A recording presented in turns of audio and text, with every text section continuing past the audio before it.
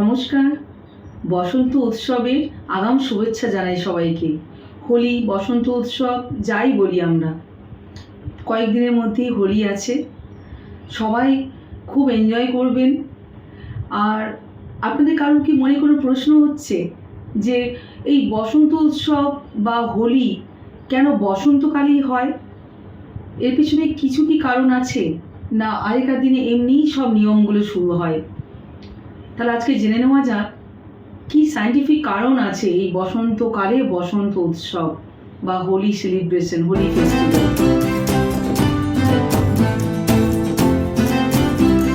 Hindu mythology আমরা এটাই জানি যে রাধাকৃষ্ণের পুজো করা হয়। রাধাকৃষ্ণের সময় থেকেই হোলিকা দমন করে যে দোলযাত্রা শুরু, সেটাই। কিন্তু এর পিছনে সায়েন্টিফিক কারণও যথেষ্ট আছে। কারণ এই যে শীত থেকে গরমের মাঝে যে চেঞ্জ হচ্ছে, যে পিরিয়ডটা, যে সময়টা, সেটা হচ্ছে বসন্তকাল। বসন্তকাল না ঠান্ডা না গরম। ঠান্ডা থেকে গরম আসার মুহূর্তে এই যে মিড ওয়েদারটা, এই সময় ব্যাকটেরিয়া ইনফেকশনের চান্স অনেক বেশি বেড়ে যায়। ভাইরাস, ব্যাকটেরিয়া মানে জীবাণু সংক্রমণের চান্স অ্যাজ এ হোল প্রচণ্ডভাবে বাড়ে পরিবেশে, শরীরে, সব দিক দিয়ে, মানে এই ওয়েদারটার জন্য। তো এই যে হোলির যে একটা সেলিব্রেশনের প্রথা চলে এসছে, এই যে পুরনো সব শুকনো পাতা, ময়লা জিনিস সব জড়ো করে, যেটা আমরা মানে হোলিকা দমন বা বুড়ির ঘর পোড়ানো, ন্যাড়া পোড়ানো, এটা আমরা বলে থাকি। এবং এটার প্রসেসটা কি, যে যত শুকনো পাতা, নোংরা সব কিছু এক জায়গায় জড়ো করা হবে। তার মানে কি হলো, শীতকালে যে ঝরা পাতা, নোংরা চারদিকে ড্রাই ওয়েদারের জন্য চারদিকে যেটা জমা হয়েছিল, ছড়িয়েছিল, সেটা যখন এক জায়গায় জড়ো হলো, পারিপার্শ্বিক এরিয়াটাও ক্লিন হলো। এবং ওটা জ্বালানোর জন্য 50 থেকে 60 ডিগ্রি সেন্টিগ্রেড টেম্পারেচার প্রায় ডেভেলপ করে, যেই টেম্পারেচারটার কারণে ব্যাকটেরিয়া ইনফেকশনের পরিমাণ বা ব্যাকটেরিয়া কিল হওয়ার চান্স অনেকখানি বেড়ে যায়। এবং এই যে যখন পোড়ানো হয়, সাধারণত একটা ছড়া বা গান নাচ করতে করতে চারপাশে রাউন্ড করে ঘোরা হয়। তো এই যে ব্যাপারটা ঘোরা হয়, ফলে কী হয়, সেই হিটটাও যে মানুষের বডিতে লাগে, সেটার কারণেও এই ইনফেকশনের থেকে মানুষ নিজেকে রক্ষা করতে পারে, প্রিভেন্ট করতে পারে, প্রতিরোধ করতে পারে। এই যে সময়টা, এই মিড ওয়েদার, এই সময়টাতে চিকেন পক্স, মিজল, বিভিন্ন ফ্লুয়েঞ্জা, কোল্ড, এগুলো খুব মানে এফেক্টেড হয় মানুষ। তো এগুলো মানে পিক লেভেলে থাকে এইসব জীবাণুগুলো। এই হিটের কারণে সেটা অনেকখানি কম হয়। যদিও আগের মতো সব কিছু নিয়ম সব জায়গায় মেনটেন করা হয় না, কিন্তু ন্যাচারালি আগেকার দিনে শুরু হয়েছিল কিন্তু এই ভেবেই। তারপরে যেটা হচ্ছে যে মানে শীতকালে তুলনামূলক একটু কম স্নান, একটু কম জল ব্যবহার, এইসব হয়। প্লাস ড্রাইনেস অফ ওয়েদার, সব কিছুর কারণে স্কিনের উপর একটা এক্সট্রা অ্যাকুমুলেশন থাকে।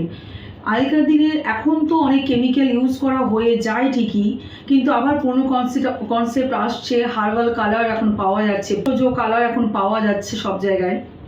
তো আগেকার দিনে হোলি শুরু হয়েছিল কিন্তু একদম ন্যাচারাল কালার দিয়ে, যেমন এই হলুদ, বিভিন্ন পাতা, সবুজ পাতা, গোলাপ ফুলের পাপড়ি, জবা ফুলের পাপড়ি, বিট, এইসব বিভিন্ন ন্যাচারাল জিনিস দিয়ে বিভিন্ন কালার, হলুদ, সবুজ, এরকমভাবে কালারগুলো তৈরি করা হতো। ফলে কী হচ্ছে, এই ন্যাচারাল যে জিনিসগুলো দিয়ে তৈরি হচ্ছে, ওগুলো আপনার স্কিনে এক্সট্রা অ্যাকুমুলেশন যেটা হয়েছে, সেটাকে রিমুভ করতে খুব ভালো সাহায্য করে এবং স্কিনকে ক্লিন করে। আর আপনার আয়রনস অফ বডিকে বাড়িয়ে দেয়। ফলে কী হচ্ছে, আপনার ইনফেকশন থেকেও আপনাকে নিজেকে রক্ষা করার প্রতিরোধ ক্ষমতা অনেকখানি বেড়ে যায়।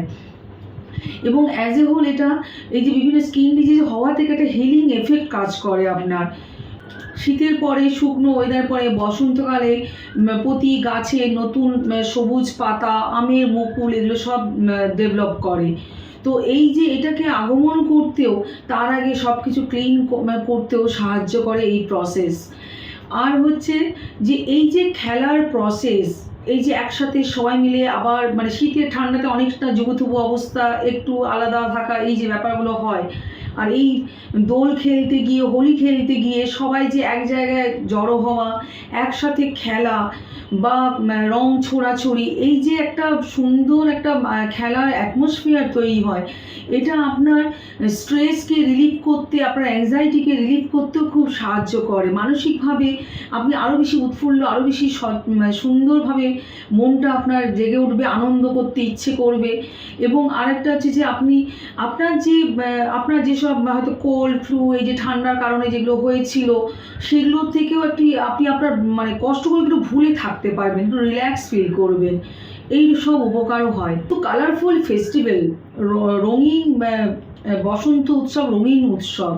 তো এই রঙিন উৎসবের জন্য মানুষের মনে বা আমাদের ইন্ডিয়ান কালচারে খাওয়ার কোনো কারণের দরকার হয় না। সব কিছুতেই আমরা ইন্ডিয়ানরা, ভারতবাসীরা আমরা খুব খাবার পছন্দ করি।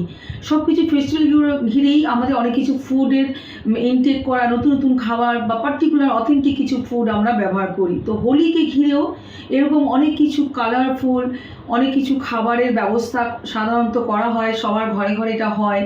যেমন হচ্ছে এমন কিছু খাবার, অয়েল ফ্রি পাপড়ি চাট, যেখানে অয়েল ঠিক ইউজ হয় না, পাপড়িগুলোকে সেদ্ধ আলু, কাবুল চানা, যে ছোলা, পেঁয়াজ, টমেটো, ধনেপাতা এইসব দিয়ে, টক দই, চাটনি, তেঁতুল এইসব দিয়ে সুন্দর চটপটা একটা চাট বানানো হয়। পাপড়ি চাটের মধ্যে এই যে আপনার বেশ নিউট্রিশিয়াস সব জিনিস দিয়ে কিন্তু একটা বেশ টেস্টি চটপটা জিনিস হচ্ছে। আবার দই বড়া কি হয়, যে বিউলির ডাল বা মসুর ডালকে বা ছোলার ছাতু এগুলোকে দিয়ে মিশ্রণ করে একটা বড়া ফ্রাই করে, কিন্তু যদিও ওটা ফ্রাই হচ্ছে, কিন্তু তারপরে আবার যেহেতু আবার জলে ওটাকে সোক করে তারপরে প্রিপারেশনটা হয়, তো সেই কারণে সেটাও হেলদি ফুডের মধ্যে পড়ে যায়। এবং দই দিয়ে সেটাকে একটা সুন্দর জিরে, এই গোলমরিচ, ব্ল্যাক সল্ট এইসব দিয়ে একটা চটপটা একটা টেস্টি ডিশেস বানানো হয়। চানা মশলা বানানো হয়, কাবুল চানা দিয়ে যে একটা প্রিপারেশন, একটা রান্না তৈরি করা হয়। যেমনি গাজরের হালুয়া, লাউয়ের হালুয়া, এসব ভেজিটেবল বা হালুয়া, সুইট ডিশও বানানো হয়। এরকমভাবে বেশ কিছু খাবার বানানো হয়, বেশ কিছু মিষ্টি আইটেম যেগুলো কিন্তু ফ্রাইড নয় বা আনহেলদি নয়, যেমনি বেকড গুজিয়া। তারপরে যেখানে কি হচ্ছে না, দুধকে ঘন জাল করে ড্রাই ফ্রুটস আরে দিয়ে ওটাকে প্রিপারেশন একটা করা হয়, বরফি বানানো হয়, ফিরনি, ক্ষীর, রসমালাই, এরকম ধরনের বেশ কিছু সুইট ডিশ, মিষ্টি আইটেম তৈরি করা হয়।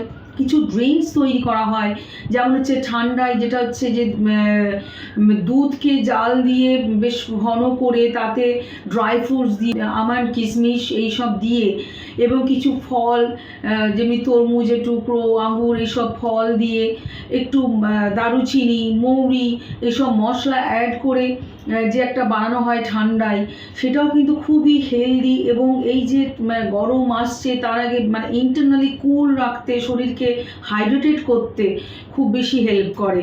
বা লস্যি, এরকম বেশ কিছু খাবারও ব্যবহার করা হয়। আগেকার দিনে যেরকম হার্বাল কালার দিয়ে, ন্যাচারাল কালার দিয়ে খেলা হতো, এখন আবার নতুন করে কিন্তু অনেকে ভেষজ কালার মার্কেটে অ্যাভেলেবেল হচ্ছে। তো সিনথেটিক কালারকে অ্যাভয়েড করে সবাই ভেষজ কালার দিয়ে, রং দিয়ে খেলা চেষ্টা করুন। সিনথেটিক কালার ইউজ করলে আপনার স্কিনে এক্সট্রা র্যাশ হতে পারে, কারোর আবার চোখে খুব বেশি চোখে গিয়ে চোখে একটা বাজে অবস্থা, চোখে ক্ষতি করতে পারে, চুলের ক্ষতি করতে পারে।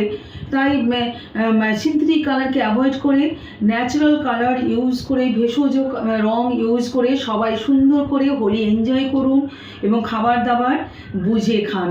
কখনোই ভাং, ওইসব নেশা জাতীয় জিনিস একদম ব্যবহার করবেন না। এইভাবে আপনারা হোলি এনজয় করুন। বা দোল উৎসবের পেছনে যে বিজ্ঞান আছে, সেই বিজ্ঞান সম্পর্কে আপনাদের কিছু ধারণা দিলাম। আশা করি আপনাদের ভালো লেগেছে। তো দেখলেন যে হোলিকে ঘিরে আমরা এক্সটার্নালিও পরিবেশটাও ক্লিন হয়, স্কিনের এক্সট্রা অ্যাকুমুলেশন দূর হয়, স্কিনেও প্রোটেক্টিভ পাওয়ার তৈরি হয়। আর খাবারগুলোর যে ধরন আমি আপনাদের বললাম, প্রত্যেকটাই দেখুন বেশ একটা হাই প্রোটিন, হাইড্রেটিং এবং একটা ইমিউনিটি বুস্টিং সব রকম প্রোডাক্ট আছে, যেগুলো আমাদের হেলদি ফ্যাট আছে, লো ক্যালোরি, অথচ ইমিউনিটি বুস্টও করবে। তো এই সব কারণে এই জন্য হোলিকে সেলিব্রেট করুন, কিন্তু অবশ্যই হেলদি ওয়েতে সেলিব্রেট করুন। সিনথেটিক কালারকে অ্যাভয়েড করুন, কারণ আপনি এটা ভাববেন না যে আমি কিনছি যেটার সাথে অন্য কাউকে মাখাবো। ঠিক এই কথাটা আপনার উল্টো দিকে যিনি আছেন উনিও ভাবতে পারেন যে আমি তো অন্যজনকে মাখাবো। তাই মানসিকভাবেও সুস্থ মস্তিষ্কে ভালো মনে সবাই হোলিকে এনজয় করুন।